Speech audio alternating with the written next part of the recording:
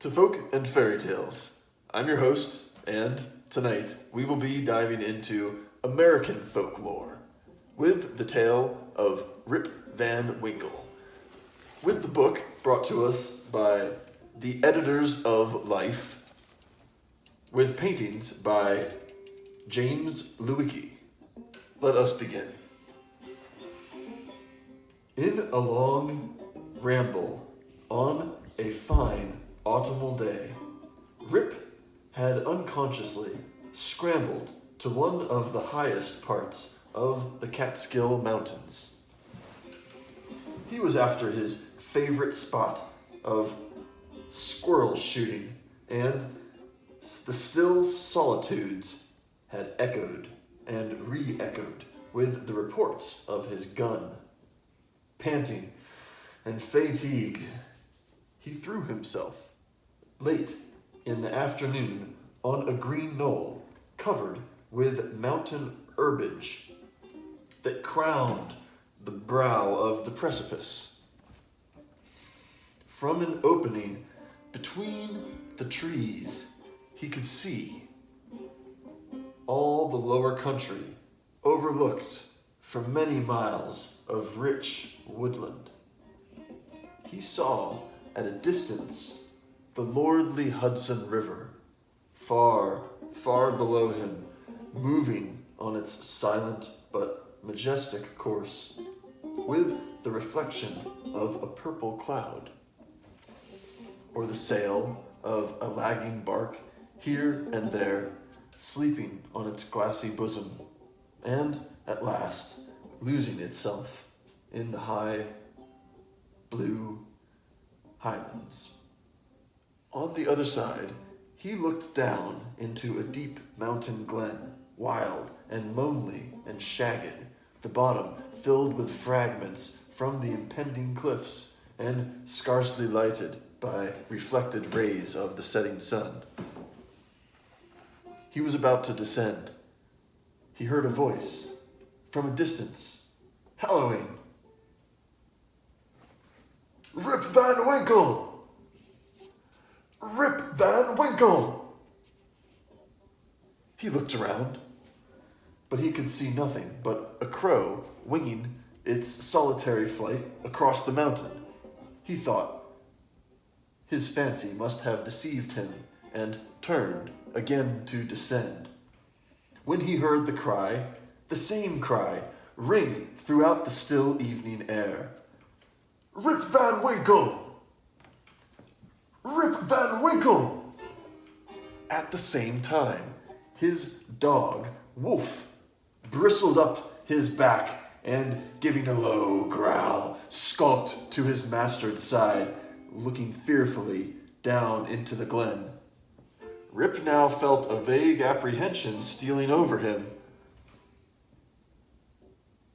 He looked anxiously in the same direction as his dog, Wolf, and perceived a strange figure slowly toiling up the rocks, bending under the weight of something he carried on his back. Upon nearer approach, he became more surprised at the singularity of the stranger's appearance. He was short, square-built, an old fellow with thick, brushy hair and a grizzled beard. His dress was of the antique Dutch fashion. A cloth jerkin strapped about the waist, several pairs of breeches, and an outer one of ample volume, decorated with rows of buttons down the side of his legs and bunches at the knees. He bore on his shoulder a stout keg that seemed to be full of liquor, and made signs for Rip to approach and assist him with the load. Though rather shy and distrustful of this new acquaintance, Rip complied with his usual alacrity, and mutually relieving one another, they clambered up a narrow gully, apparently the dry bed of a mountain torrent.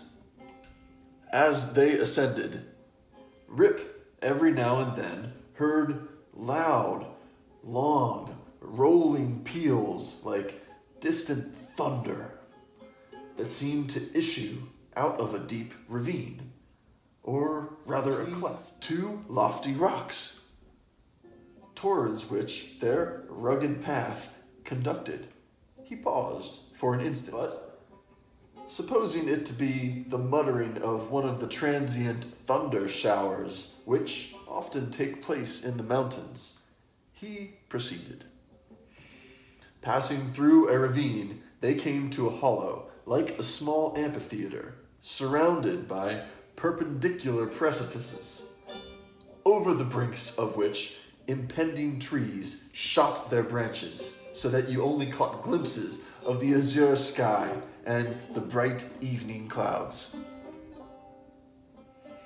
On entering the amphitheater, new objects of wonder presented themselves. On a level spot, in the center, was a company of odd-looking personages playing at the ninepins. They were dressed in a quaint, outlandish fashion. Some wore short doublets, others jerkins with long knives in their belts, and most of them had enormous breeches of a similar style with that of their guides. There was one who seemed to be the commander. He was a stout old gentleman with a weather-beaten countenance.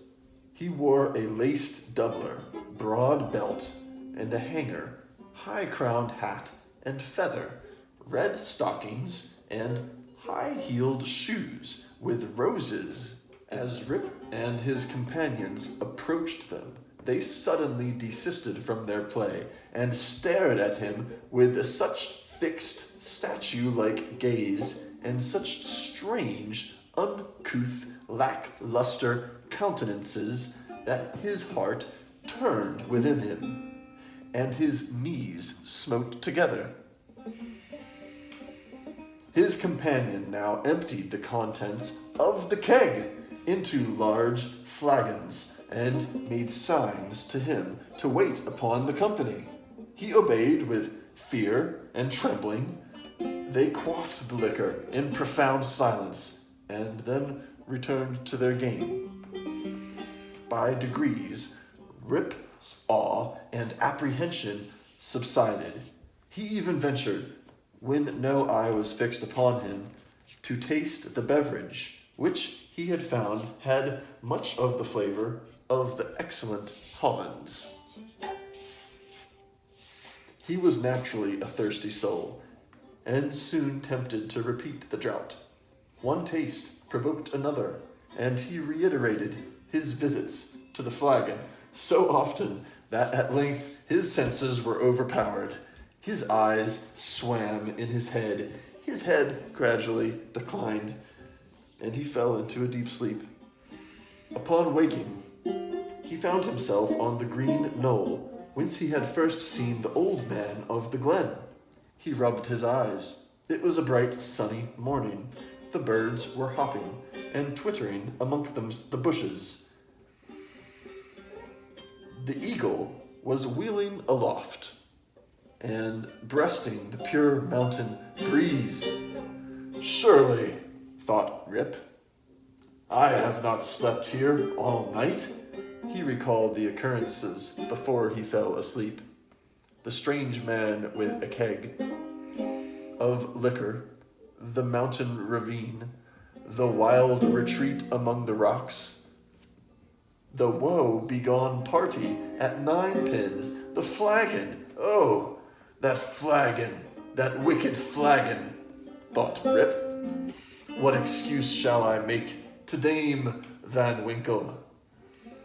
He looked around for his gun, but in place of the clean, well-oiled fowling piece, he found an old firelock lying by him, the barrel encrusted with rust, the lock falling off, and the stock worm-eaten. He now suspected that the grave roysters of the mountain had put a trick upon him, and, having dosed him with liquor, had robbed him of his gun. Wolf, too, had disappeared. But he might have strayed away after a squirrel or a partridge. He whistled after him and shouted his name, but all in vain. The echoes repeated his whistle and shout, but no dog was to be seen. He shook his head, shouldering the rusty firelock, and, with a heart full of trouble and anxiety, turned his steps homeward. As he approached the village, he met a number of people, none of which he knew, which surprised him, for he had thought himself acquainted with everyone in the country round. Their dress, too, was of a different fashion from that to which he was accustomed. They all stared at him with equal marks of surprise, and whenever they cast their eyes upon him, invariably stroked their chins. The constant recurrence of this gesture induced Rip involuntarily to do the same, and, to his astonishment, he found his beard had grown a foot long. The very village was altered. It was different. It was larger and many more people. It was populous. There were rows and rows of houses which he had never seen before, and those which had been his familiar haunts had disappeared. Strange names were over the doors, strange faces at the windows. Everything was strange. It was with some difficulty he found his way to his own house, which he approached with silent awe, expecting every moment to hear the shrill voice of Dame Van Winkle. He found the house gone too.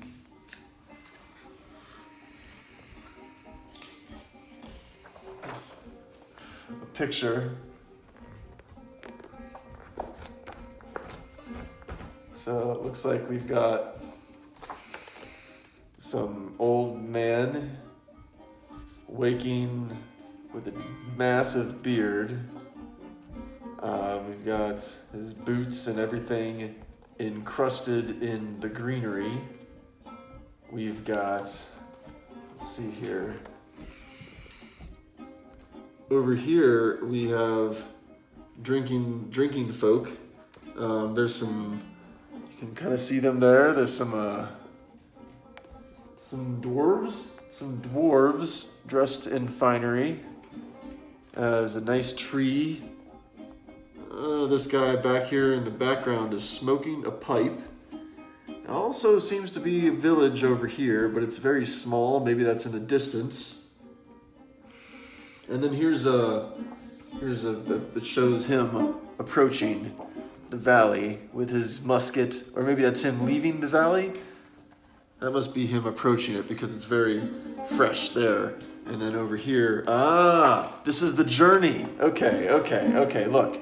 So he approaches, he turns into an old man by sleeping in this valley from hanging out with them and drinking with the the dwarves. And then it's got him over here returning. I think you can see him down here right there. He's all decrepit on the bridge. He saw that his house had fallen to decay. The roof had fallen in, the windows shattered, and the doors off the hinges. He entered the house, which, to tell the truth, Dame Van Winkle had always kept in very neat order.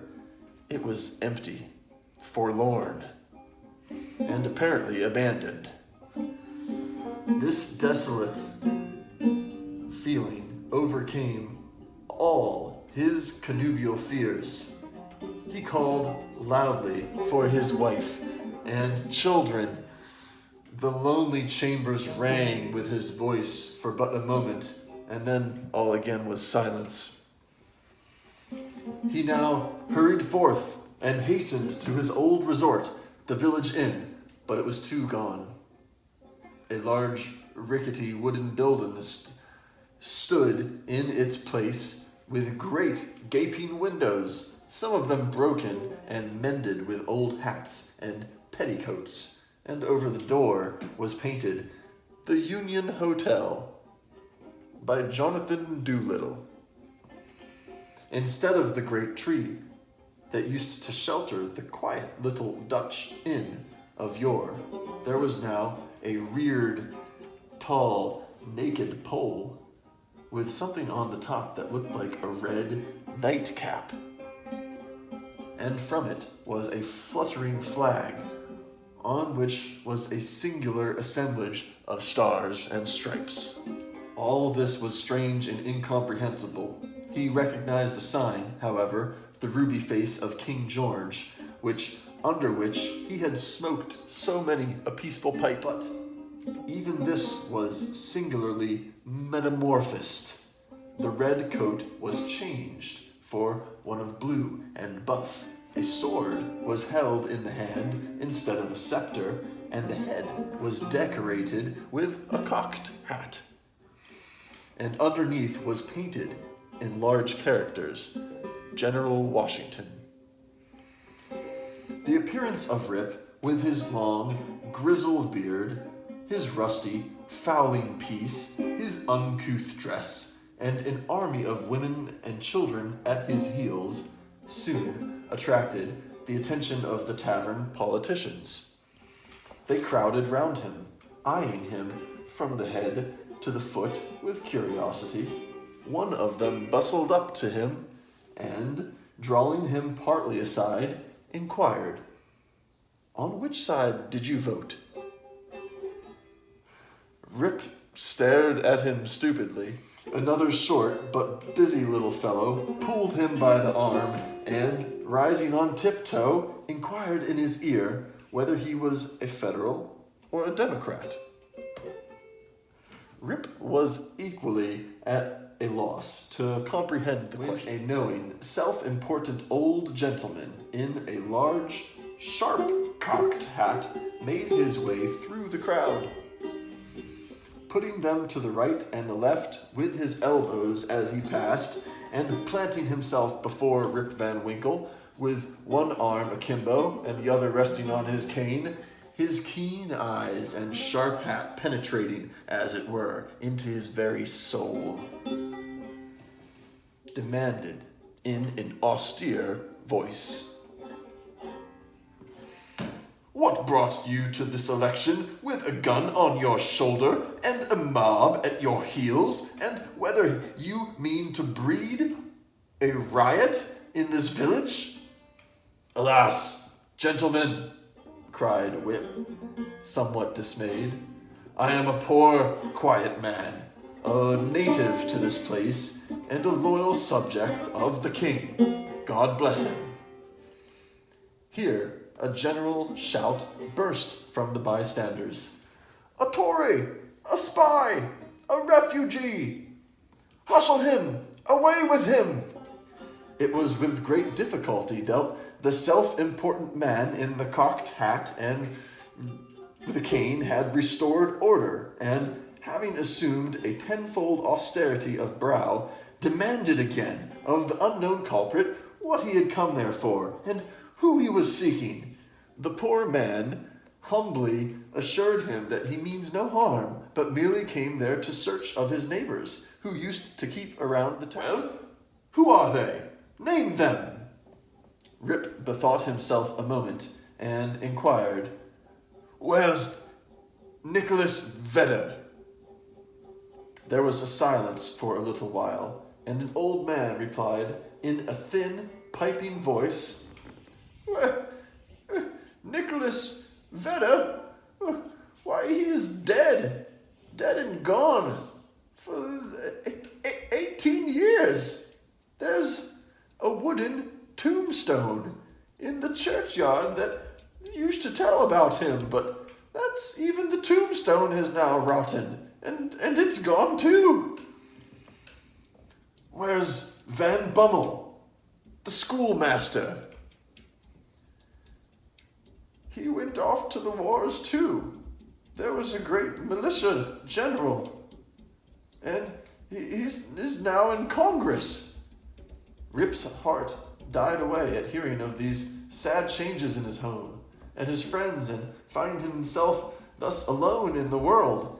He had no courage to ask after any more friends at this point, but cried out in despair, "Does anybody here know Rip Van Winkle?" "Oh, Rip Van Winkle!" exclaimed 2 or 3 people. "Oh, to be sure, that's Rip Van Winkle, yonder, leaning against the tree." Rip looked and beheld a precise counterpart of himself as he went up the mountain, apparently as lazy and certainly as ragged. That poor fellow was now completely confounded. He doubted his own identity and whether he himself was another man. In the midst of this bewilderment, the man in the cocked hat, who had demanded who he was and what his name was, once more did so, this time with great fierceness. At this critical moment, a fresh, comely woman pressed herself through the throng to get a peep at the gray-bearded man. She had a chubby child in her arms, which, frightened at his looks, began to cry. "Hush, Rip," cried she. "Hush, you little fool, the old man won't hurt you." The name of the child, the air of the mother, the tone of her voice, all of this awakened within Rip a train of recollections in his mind. "What is your name, my good woman?" asked he. "Judith Gardiner." "And your father's name?" "Ah, poor man, Rip Van Winkle was his name, but it's 20 years now since he went away from home with his gun over his shoulder, and never has he been heard of since. His dog came home without him, but whether he shot himself or was carried away by the Indians, nobody I can tell. I was then but a little girl." Rip had one more question to ask, but he put it with a faltering voice. "Where's your mother?"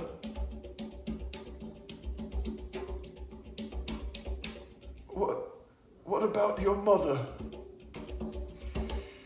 "Oh, she too had died, but a short time since. She broke a blood vessel in a fit of passion at a New England peddler." There was a drop of comfort, at least, in this intelligence. The honest man could contain himself no longer. He caught his daughter and his child in his arms. "I am your father," cried he. "Rip Van Winkle once, old Rip Van Winkle now. Does nobody here know Rip Van Winkle?" All stood amazed, until an old woman, tottering out among the crowd, put her hand to her brow, and, peering under it in his face for a moment, exclaimed, "Sure enough, it is Rip Van Winkle. It is himself. Welcome home again, old neighbor. Where have you been all these 20 long years?" Rip's story was soon told, for the whole 20 years had been to him but as one night. The neighbors stared when they heard it, and some were seen to wink at each other and put their tongues to their cheeks. It was determined, however, to take the opinion of old Peter Vanderdonk, who was seen slowly advancing up the road. He was a descendant of the historian of that name, who wrote one of the earliest accounts of the province. Peter was the most ancient inhabitant of the village, and well versed in all the wonderful events and traditions of the neighborhood. He recollected Rip at once and corroborated his story in the most satisfactory manner. He assured the company that it was a fact, and handed down from his ancestor, the historian, that the Catskill Mountains. Take a quick look at this picture here, okay? We've got, with beard and fingernails grown long, Rip Van Winkle awakens from a 20-year nap. Okay, so we've got this Rip Van Winkle there. You've got his face in the leaves with his massive beard and some ships in the background. I don't know what's going on with the ships, but that's old Rip right there for you.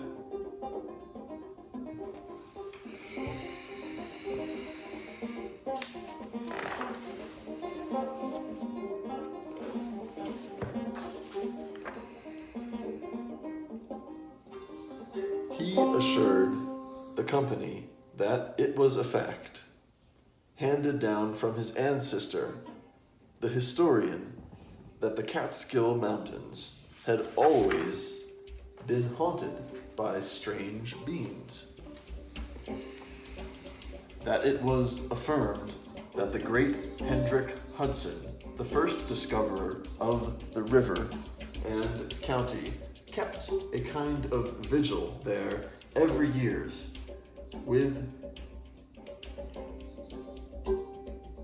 every 20 years, with his crew of the Half Moon being permitted in this way to revisit the scenes of his enterprise and keep a guardian eye upon the river called by his name. That his father had once seen them in their old Dutch dresses, playing at 9 pins in a hollow of the mountain, and that he himself had heard one summer afternoon the sound of their bells like distant peals of thunder. To make a long story short, the company broke up and returned to the more important concerns of the election. Rip's daughter took him home to live with her. She had a snug, well-furnished house and a stout, cheery farmer for a husband, whom Rip recollected for one of the urchins that used to climb upon his back.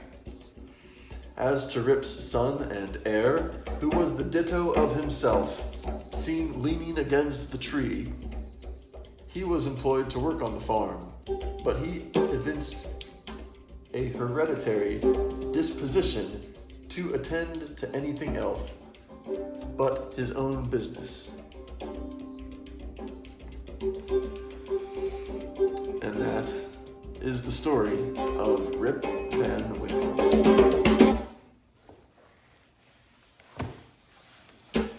Myself, your toys, we both wish you a lovely evening. Before you go, the like button does deserve our love and affection. Therefore, find out what its favorite meal is.